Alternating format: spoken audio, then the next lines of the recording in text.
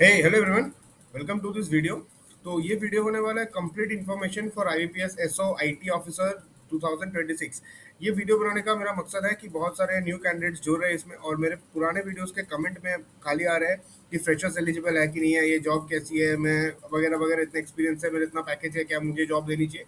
और फिर जो नए एकदम जो नए मतलब क्या बोलते हैं, नए कैंडिडेट्स हैं जो इस टाइम अपियर हो रहे हैं, आउट ऑफ द कॉलेज निकले फ्रेशर्स है, ये एग्जाम उनके लिए नए हैं। ठीक है, तो एक मैंने कंप्लीट ओवरऑल इन्फॉर्मेशन बनाया इस वीडियो को लेके, तो हम लोग स्क्रीन शेयर करके देखने वाले हैं, और मैंने पीडीएफ भी इसमें दे रखा है जो मैं ड्राइव पे प्रोवाइड कर दूंगा। मेरे जो पिछले वीडियोस थे प्री और मेंस का स्ट्रेटेजी, अगर आपने नहीं देखा है तो गो checkout my channel and watch this videos, helpful होने वाला है। और उसका भी पीडीएफ मैंने सेम ड्राइव पे अपलोड कर दिया है, तो आपको सारी पीडीएफ मिल जाएंगे। ठीक है, now let me share my screen and let's have a look into the content. Thank you. तो चलो यार, इसको देखते हैं। ये जो मेरे सामने देख रहे हो, ये है पिछले साल का नोटिफिकेशन 2025 का। ठीक है, इस साल का नोटिफिकेशन, न्यू नोटिफिकेशन आएगा, अभी तक आउट नहीं हुआ है, ये आएगा 1 जुलाई को।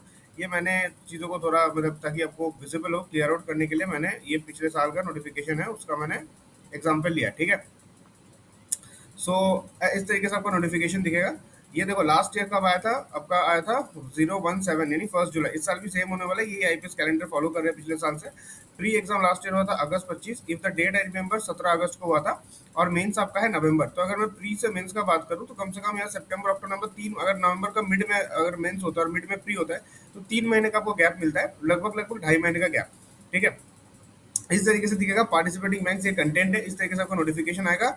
ठीक है, अगर आपको किसी भी डाउट है एलिजिबिलिटी के ऊपर, जैसे मेरे पुराने कमेंट्स बहुत से आ रहे हैं कि मैंने आर्टिफिशियल इंटेलिजेंस और आईआईटी इससे मैंने बीटेक करा, क्या मैं एलिजिबल हूँ, तो भाई वो नोटिफिकेशन में जो लिखा रहेगा उसे अकॉर्डिंगली चलेगा। इसको लेकर मैं कोई लूज कमेंट नहीं देना चाहूंगा कि आप एलिजिबल हो, आप एलिजिबल नहीं हो। जब नोटिफिकेशन आएगा, एप्लीकेशन स्टार्ट होगी, मैं उसका वीडियो बनाऊंगा, कैसे क्या अप्लाई करना है, क्या फॉर्म भरना है, आईपीएस को कॉन्टैक्ट कैसे करते हैं। आईपीएस को आप कॉन्टैक्ट करो, उनका जो जो वो लोग बोलेगा that has to be final. ठीक है, ये उनका पार्टिसिपेटिंग बैंक्स है, 11 टोटल बैंक्स है, और एक अलग से बैंक है एसबीआई, उसका अलग अपना एग्जाम होता है। ठीक है, ये उसकी सैलरी है वगैरह वगैरह, और एलिजिबिलिटी क्राइटेरिया बाकी इसमें बहुत कुछ दिया हुआ है।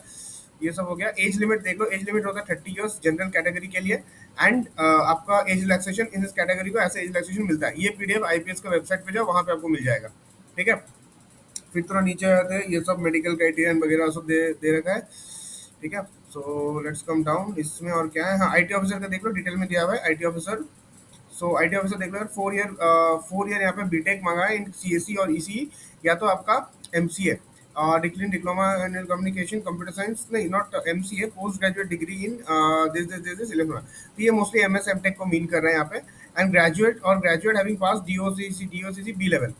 अभी अगर आपके पास बीटेक है या अगर आपके पास मास्टर्स है, तो आपको इस एग्जाम की जरूरत नहीं, ग्रेजुएट हैविंग पास दिस। मेरे पास ये सर्टिफिकेट नहीं थी, ये दिया है ग्रेजुएट हैविंग पास। अगर आप ग्रेजुएट हो दूसरे स्ट्रीम में और आपने अगर ये डीओई सीसीबी कर रखा है, in that case you require it, otherwise not. मेरे को रिक्वायरमेंट नहीं हुई थी, मेरा इको बैंक में सिलेक्शन हुआ था, इसकी कोई रिक्वायरमेंट नहीं है अगर आपने बीटेक इन स्ट्रीम्स में कर रखा है या एमटेक या मास्टर्स कर रखा है इस चीज में। ठीक है, पोस्ट ग्रेजुएट डिग्री है तो आई थिंक एमटेक के साथ एमसीए भी अलाउ होना चाहिए।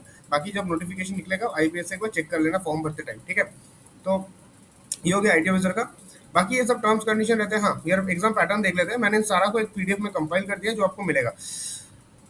इंग्लिश लैंग्वेज आपका आता है 50 क्वेश्चन, 50 क्वेश्चन होते हैं, 25 मार्क्स के क्वेश्चन यहाँ पे आते हैं। टोटल आपको 2 आवर्स होते हैं टाइम, और 40 मिनट्स का सेक्शनल होता है। सेक्शनल की कट ऑफ भी अलग से होती है, मतलब अगर आपने मान लो यहाँ पे 50 आउट ऑफ 50 स्कोर करे रीजनिंग और मैथ्स में, आपका जनरल अवेयरनेस, सॉरी ये तो आईटी ऑफिसर का देखो, यहाँ पे क्वांटिटी एप्टीट्यूड आता है, ये नीचे वाला देखो आईटी ऑफिसर। तो इसमें क्या था, आपका मान लो दोनों में आपने 50 आउट ऑफ 50 स्कोर का, टोटल आपका 100 बन रहा है, और इंग्लिश में सेक्शनल कट ऑफ है 12, और आपने इंग्लिश को आपको 11 मिला, तो आपकी प्री क्लियर नहीं होगी, सिंपल बात है। ठीक है, अभी सेक्शनल कट ऑफ कितना होता है इंग्लिश में, लास्ट ईयर आई थिंक 12 की 13 कट ऑफ था, थोड़ा हाई लेवल पे गया था। क्वांट रीजनिंग भाई 7 8 9 10 उसमें रहता है, सेक्शनल कट ऑफ क्लियर करना ईजी है, कोई बड़ी बात नहीं है, हो जाएगा। ठीक है, अब आता है मेंस का। आईटी ऑफिसर में मेंस में क्या होता है, प्रोफेशनल नॉलेज होता है, 60 क्वेश्चन 60 मार्क्स, ड्यूरेशन होता है 45 मिनट्स। ठीक है, ये तो हो गया इसकी एग्जाम के बारे में, इसका ऑफिशियल नोटिफिकेशन से। अभी अब आपको आएगा, ये पिछले साल का है बट सेम ही रहता है, मतलब कोई ड्रास्टिक चेंज हम लोग इसमें एक्सपेक्ट नहीं करेंगे, चीज़ें कुछ बदल जाएगी।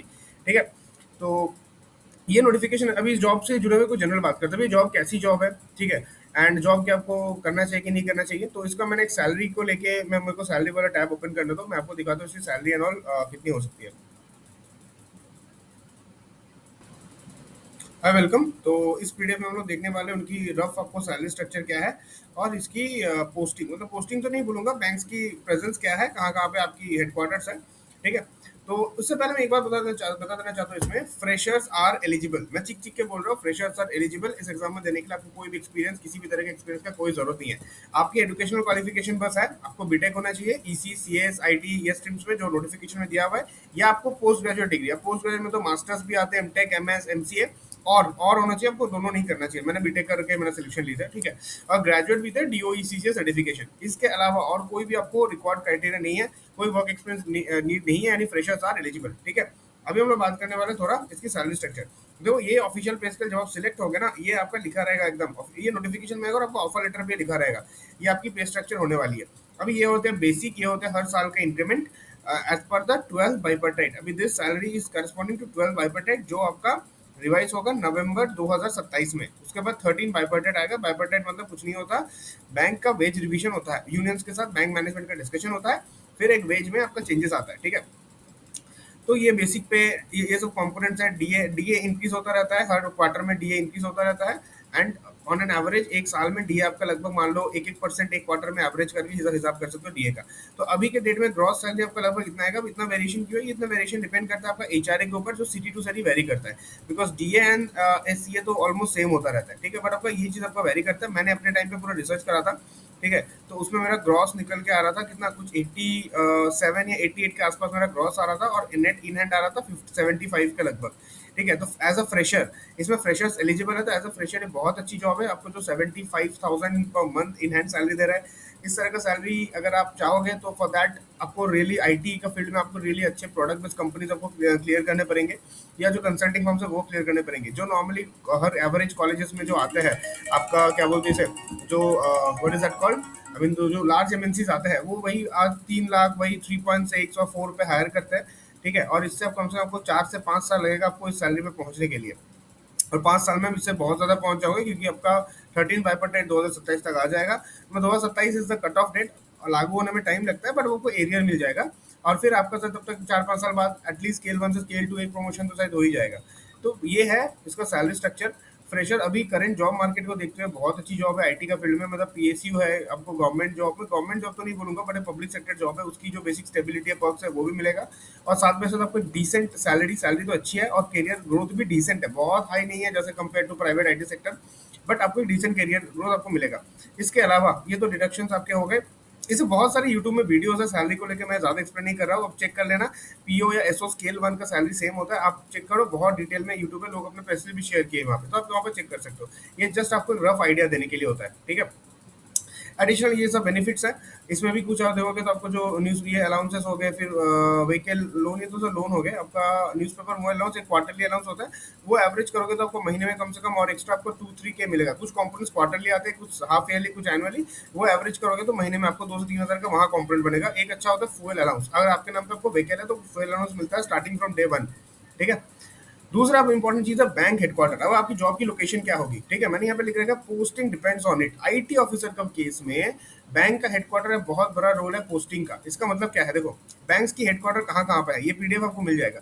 न्यू दिल्ली में कौन सा, कैपिटल में कौन सा बैंक है, यहाँ पे देखते हैं, let's see. Bank of Punjab क्या है भाई, पंजाब नेशनल बैंक है। अरे यार सॉरी, ये मिस्टेक हो गया, ये एक्चुअली पीएनबी है, पंजाब नेशनल बैंक, ठीक है। पंजाब नेशनल बैंक आपका दिल्ली पे है। तो अगर आपको पीएनबी एसओआईटी में अगर पीएनबी में सिलेक्ट हो, तो आप अपना मेजोरिटी ऑफ योर करियर आप दिल्ली में बिताओगे, ठीक है। स्टेट बैंक ऑफ इंडिया का मुंबई पे है। स्टेट बैंक के साथ साथ Bank of India, Union Bank of India, Central Bank of India, इन सब का हेडक्वार्टर्स मुंबई पे, और इनके आईटी ऑफिसर मुंबई पे बैठते हैं। स्टेट बैंक का मुंबई और हैदराबाद दोनों में अच्छा खासा प्रेजेंस है, क्योंकि जो स्टेट बैंक का नोटिफिकेशन निकला था 2024 में, आई हैड अपीयर्ड, मैं इंटरव्यू में गया था, फिर मेरा नहीं हुआ बाद में, उसमें लिखा था प्लेस ऑफ पोस्टिंग मुंबई और हैदराबाद कहीं भी हो सकता है, ठीक है। बेंगलुरु में जो साउथ में अगर बात करें, साउथ में आपका कैनरा बैंक का हेडक्वार्टर है, और इसका आईटी ऑफिस आपको चांस है यहाँ पे पोस्टिंग होने का। त्रिवेंद्रम में नहीं है, ईमेल जैसे इसने ऐसे जनरेट करा है। चेन्नई की बात करूँ, चेन्नई में Indian bank, Indian overseas bank का है हेडक्वार्टर, और कोलकाता में यूको बैंक का हेडक्वार्टर है। मेरा यूको बैंक में सिलेक्शन हुआ था, एंड मेरा डीवी वगैरह ज्वाइनिंग टेंटेटिवली कोलकाता में था, और मैं अपने करियर का एक लंबा टेन्योर यहाँ में बिता था, ठीक है। तो ये होता है आईटी ऑफिसर के पोस्टिंग। इसका अगर मैं आईटी एमएनसी जॉब से अगर कंपेयर करूँ, जो आपकी जो आईटी इंडस्ट्री है प्राइवेट में, एमएनसी हो, स्टार्टअप हो, वहाँ पे आप देखोगे मोस्टली कंपनीज कंसंट्रेटेड है बैंगलोर, हैदराबाद, पुणे। बैंगलोर पुणे आपका, यहाँ पे आपका पुणे आ रहा है, बैंगलोर हैदराबाद पुणे पे कंसंट्रेटेड है, एंड उसके बाद आपका एनसीआर पे कंसंट्रेटेड है। उसके बाद जो स्टेट कैपिटल से मुंबई पे ठीक ठाक है, अहमदाबाद में बहुत सारे स्टार्टअप्स आजकल आ रहे हैं, चेन्नई पे कुछ है, कोलकाता में कुछ है, ठीक है। तो इनसे कंपेयर करो तो ये भी कुछ भाई सिटीज बेस्ड जॉब है। जॉब प्रोफाइल कैसी है? जॉब प्रोफाइल ठीक ठाक है। आपको टेक्निकल, सेमी टेक्निकल दो तरह काम है। Coding is not required, coding काम भी है अगर आप मतलब अच्छा करना चाहते हो इन फ्यूचर की, भाई मैं कॉर्पोरेट कॉर्पोरेट जाना चाहता हूँ, मैं अपने या मेरे को कोडिंग पसंद है, ठीक है, तो कोडिंग जॉब्स भी है, नॉन कोडिंग जॉब्स भी होते हैं। हर बैंक की ना अलग अलग डिपार्टमेंट्स होते हैं, व्हाट्सएप बैंकिंग, मोबाइल बैंकिंग, तो इन इन तरह के डिपार्टमेंट में आपकी पोस्टिंग हो सकती है, ठीक है। ब्रांच पोस्टिंग इसमें नहीं होती है। हेडक्वार्टर के अलावा आपका डेटा सेंटर में पोस्टिंग हो सकती है। अभी किस बैंक का कहाँ डेटा सेंटर, ये आप थोड़ा गूगल करके पता करो।